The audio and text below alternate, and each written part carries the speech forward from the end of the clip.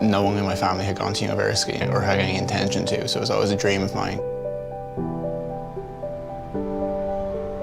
I was very much discovering it for the first time for the whole family. It was an amazing feeling. You come through the front gate, you come off the busy Dame Street College Green, and you go in, and it just opens up and there's this whole other world inside.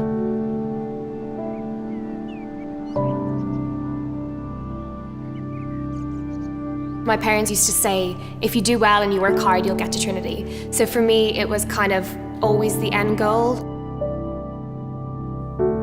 I applied to Harvard, I got accepted, and then a teacher at my school recommended Trinity because she told me there was an Indian scholarship. It attracted the top talent from the country, so it was an obvious choice after that.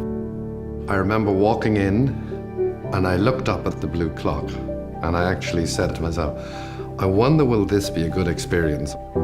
You could tell that the place was alive, the people around when we were talking, there was a real buzz about it. Some of the most famous scientists in Ireland studied there, so I remember the first day I went in thinking I'm studying in the same place that they did. I was a little bit scared by that, but also excited. I did look up to women like Mary Robinson and like Chief Justice Susan Denham, who have really dedicated their lives to improving the country that we live in. I'd grown up with, well, surrounded by books. So of course Wilde and Beckett as well. The history is important because when you walk in and actually see the campus, it's beautiful. We were one of the first universities to have international students. We're the first of the really ancient universities in the UK and Ireland to allow women to attend. So we've always had a really strong history in being kind of a little bit ahead of things in terms of social change and academic change.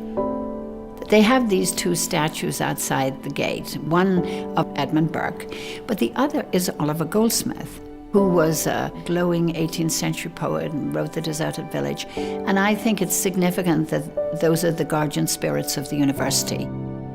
The history, the sense of change, the sense that you had people like Ed Burke and Ernest Walton, who had literally from working on atoms to changing the way people think about the world. So to be surrounded by that, imbued in every single brick, for me, I suppose, just really by osmosis, it changed my way of thinking.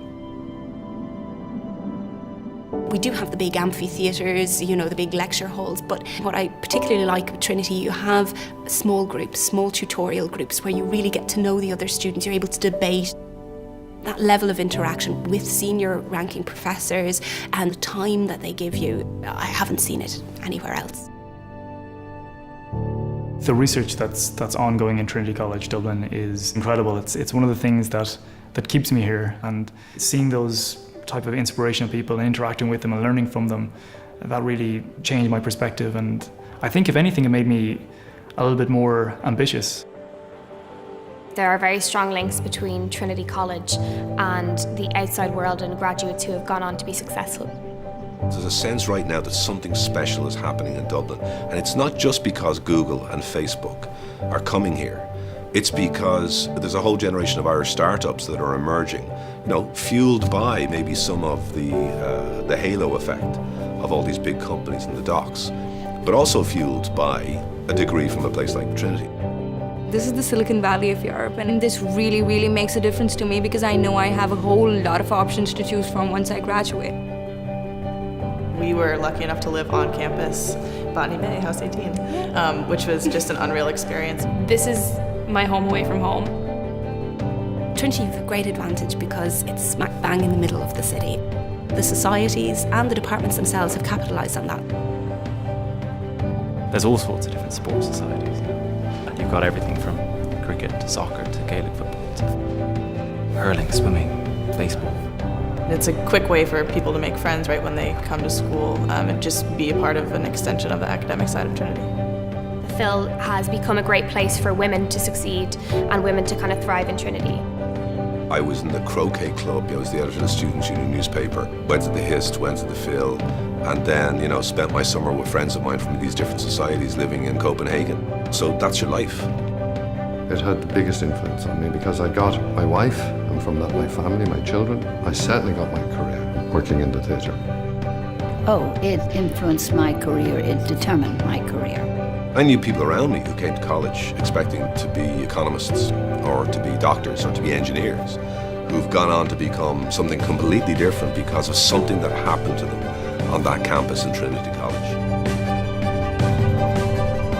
There's a sense that, as alumni you could do anything really if you put your mind to it. If I was one of Trinity's published writers, what more could you want?